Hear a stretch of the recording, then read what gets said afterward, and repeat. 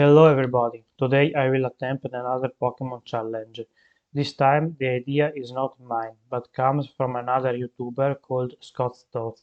The challenge is to beat Pokemon Yellow using only a Porygon and using only the move Bite to do damage.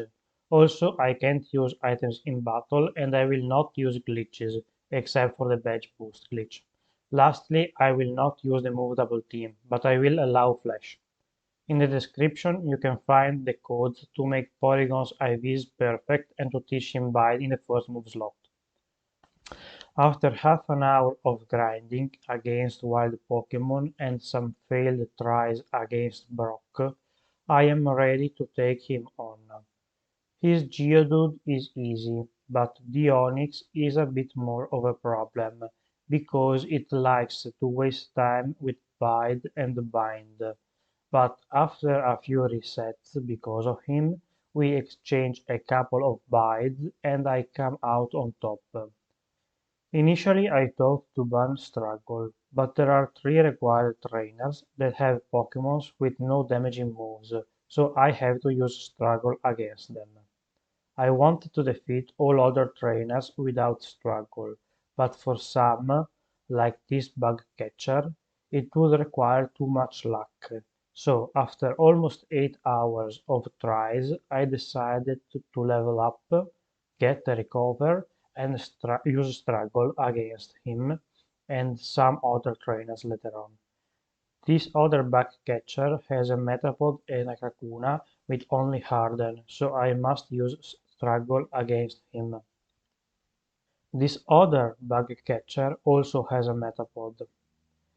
Mount Moon goes more or less okay, and we are soon face to face with our rival. The strategy against him is to allow the Sparrow to lower my defense with Lair, so I can take more damage and deal more damage back with Bide. I have to reset once on the Eevee because it only has one attacking move. After that I decided to challenge Misty, and she is quite easy. I had to reset only once or twice. Her Pokémons do good damage, so I can take them out with a couple of bites, especially Starmie, who could be scary with crits. Unfortunately, after Misty, I had to use Struggle against some trainers because they have moves like Absorb and Leech Life, and I could not take them out with only Bite. The trainers in questions are this Rocket, this Hiker, and this Girl. Once I fix Bill, I can fight the rival on the SSN ship. The strategy is the same as last time. I let Spearow lower my defense and then take out all of his Pokémons with Bide. After the Spearow goes down, I am face to face with Rattata. He lowers my defense some more with Tail Whip and does decent damage with Hyper Fang, and with one bite he goes down. After Rattata there is Sandshrew, who likes to use some sand attacks against us, but thankfully Bide is not affected by accuracy because it skips the accuracy check. Once again, the Eevee only knows one damaging move, but with a bit of luck it goes for a couple of tackles, so I can take it out. Next up is Surge, and he is quite easy. His Raichu knows moves that do good damage, so with just one bite I can take him out. Fortunately, I did not get fully paralyzed. Next two trainers I had to struggle because of Absorb, and this girl in Erika's gym took quite a while to beat, because Execute does little damage with Barrage. Erika, on the other hand, does too much damage, so I have to go level up a bit in the dojo. I come back at level 38, and now I'm strong enough to fight her. Her Tangela is easy, but can take long because of Gen 1 Constrict. The Whipping Bell is annoying though, with Acid lowering my defense, Razor Leaf always critting, and wasting time with Sleep Powder. But when I wake up, and after a couple of acids, I can unleash Bide and take it out. Finally Gloom, her ace, comes out, and it is not that bad. It uses a couple of acids against me, and thanks to the previous defense drops, I can finish it off with just one bite.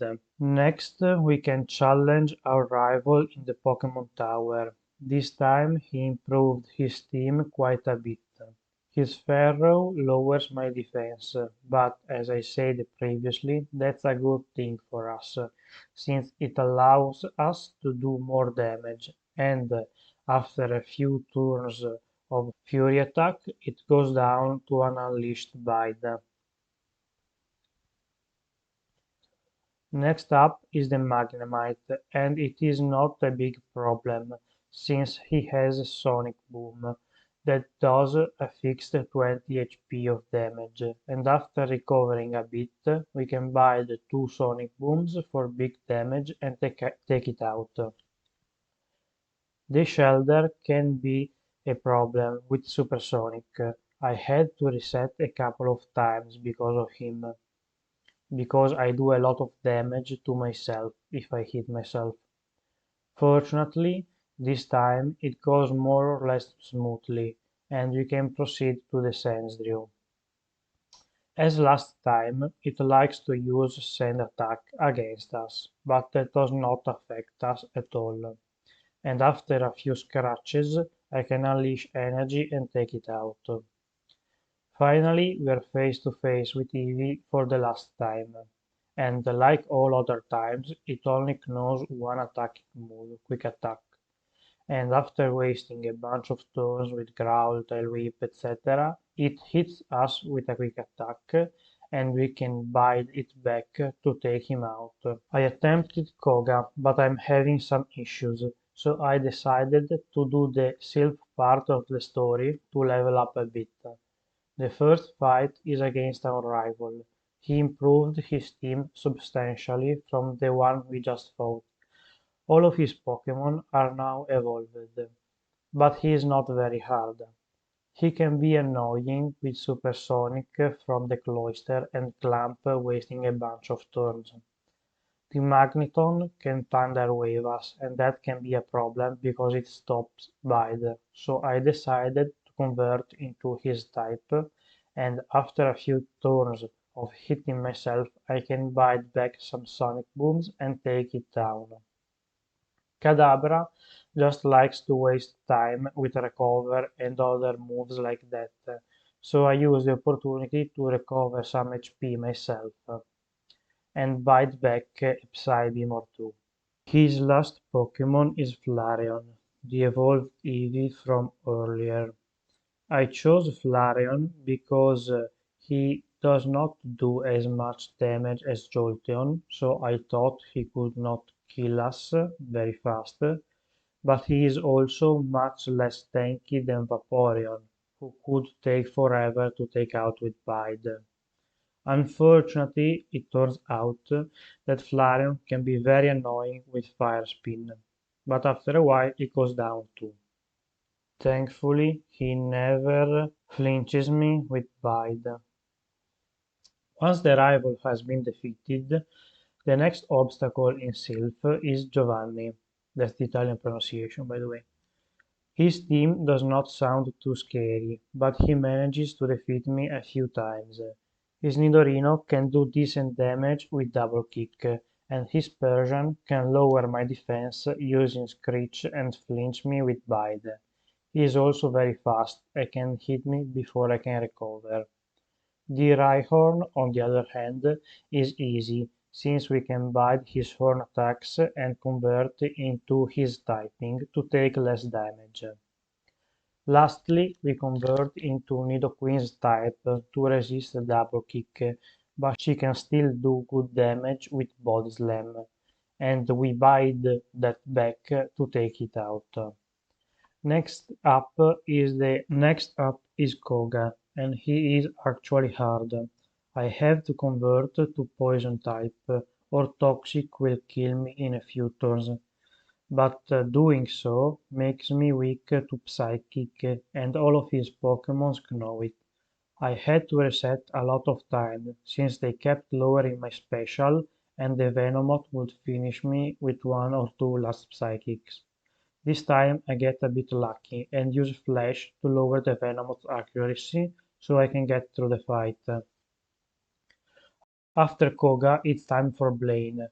He defeats me a couple of times, but overall he is not very strong.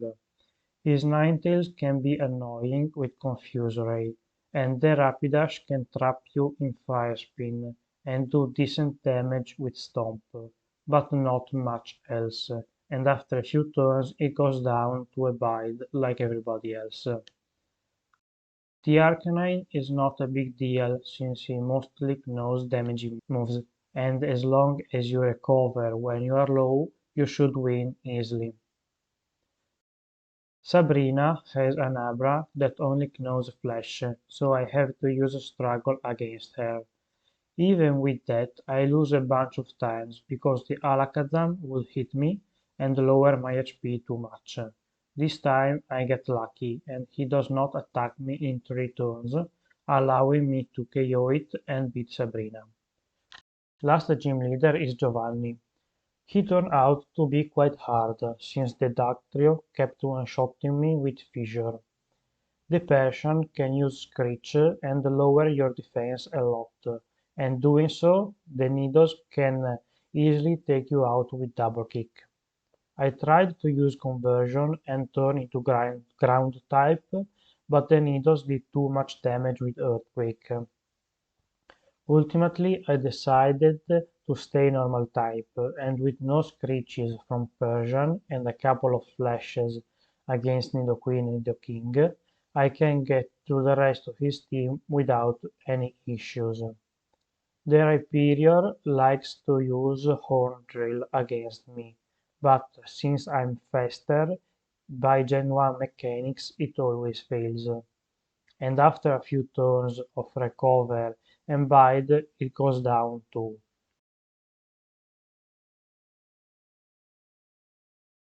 The penultimate fight against your rival can be quite challenging.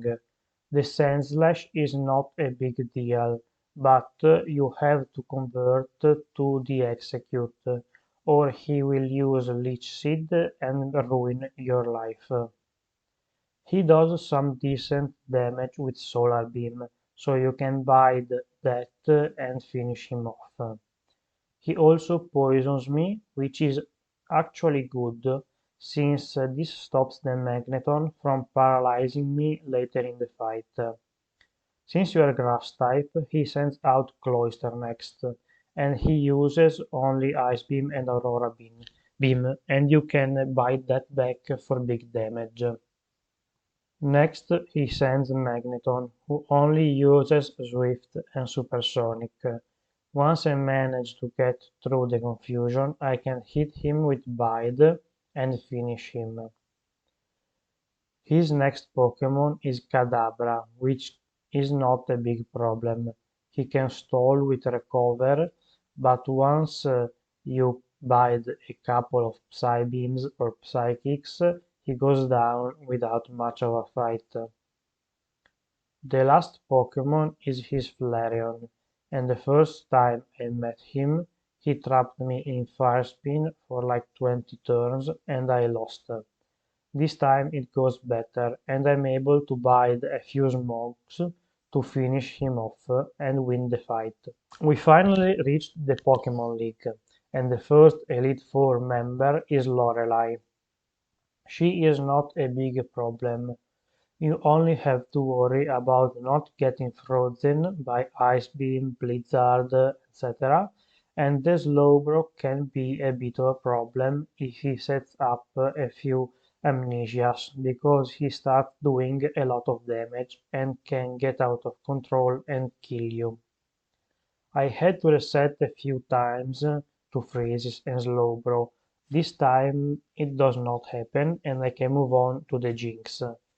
Jinx likes to use trash a lot, and it locks itself into it, making it an easy target, since we can bite back the damage from trash and finish the Jinx off.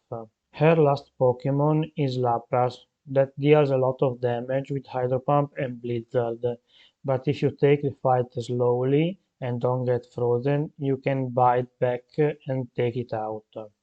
The second Elite Four member is Bruno, and he is the easiest one. I only had to reset once or twice against him to summon lucky crits from the Hitmonlee and Machamp. The Hitmonchan could be a problem with his elemental punches if he freezes or paralyzes you, but this time it did not happen, and I can get through him without any issue. If the Hitmonlee does too much damage with double kick, you can convert to his type and take not super effective damage. You can also use Flash to lower his accuracy, but high jump kick does not do much damage if it fails. The Onyxes can't do much, they just have a couple of attacking moves. The Machamp, his ace, is also not a big deal. He uses normal type moves and does decent damage, but we can bite it back to finish him. The third Elite Four member is Agatha, and here, unfortunately, is where our challenge ends. I'm not able to defeat her without using ethers or elixirs, and Bide does not have enough PP to take out all of her Pokémons, since they like to use a lot of annoying moves like Mega Drain, Glare, Confusion, Substitute. You might think that I could use Struggle if I ran out of PP for Bide and for my other moves, but unfortunately in Gen 1 Struggle does not hit Ghost type, and she does not send out her Gengar until you have defeated at least two Pokémon of hers. I tried for 5 or 6 hours the fight without using any items. I even restarted the league to get here at a higher level, but I couldn't do it. So I decided to break a rule and allow the use of elixirs and ethers in battle for this fight only. Even using the items, this fight is a nightmare. It's very dependent on RNG, from all of the confusion and the paralysis that you'll have to deal with. Also, you have to turn into poison type, otherwise the toxic from the Golbat can take you out in just a couple of turns. But in doing so, you make yourself vulnerable to Hypnosis and Dream Eater from the Hunter and the second Gengar, who can take you out in just 2 or 3 hits, while recovering all of their HP. Luckily, this time I get very good RNG and I can get through the fight without getting paralyzed or confused too many times. This fight was by far the hardest one in the entire game, even ignoring the use of items in battle, just because they don't like to attack you very often or with very good moves. So you have to take it very slowly, but that can lead to them confusing you a lot. The last Elite Four member is Lance, and he is kinda easy. Not as easy as Bruno, but easier than Lorelei and much easier than Agatha. I had to reset a couple of times to an unfortunate crit and a few freezes from the last Dragonite. His Gyarados and Aerodactyl are not a problem since they only like to do damage. His Dragonair number 1 can Thunder Wave you, and that's annoying, and his Dragonite number 2 can freeze you with Ice Boom, but assuming that it does not happen, it's not a big deal. The Aerodactyl, being a very fast Pokémon, likes to crit a lot, but that is a double-edged sword for him. This last Dragonite knows a lot of powerful moves, one of which is Blizzard.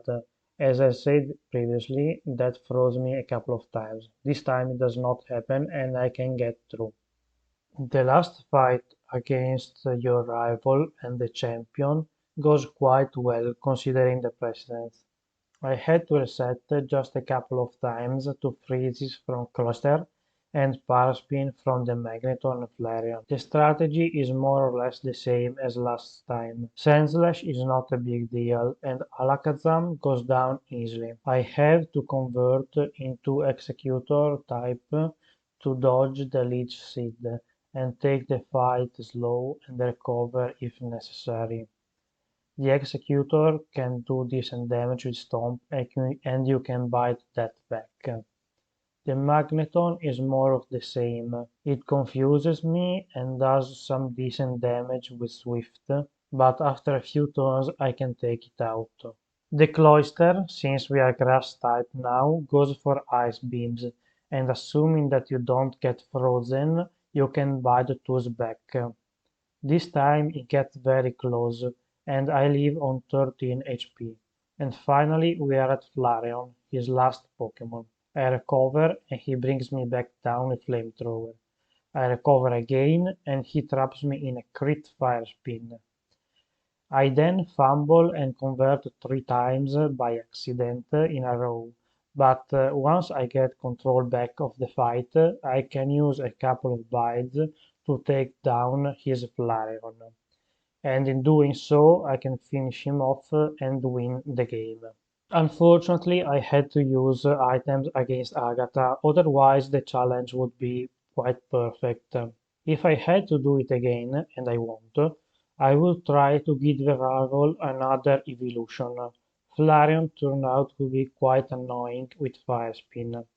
I would also level up more before starting the Elite Four, so that the Agatha fight would be slightly less troublesome. Not sure if the move pool could be improved, since we don't have access to many moves, considering the restrictions. Thank you for watching the video, I hope you liked it, and if you have any suggestions for a challenge in any game, leave a comment to let me know.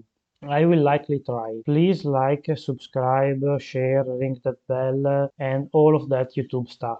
See you next time.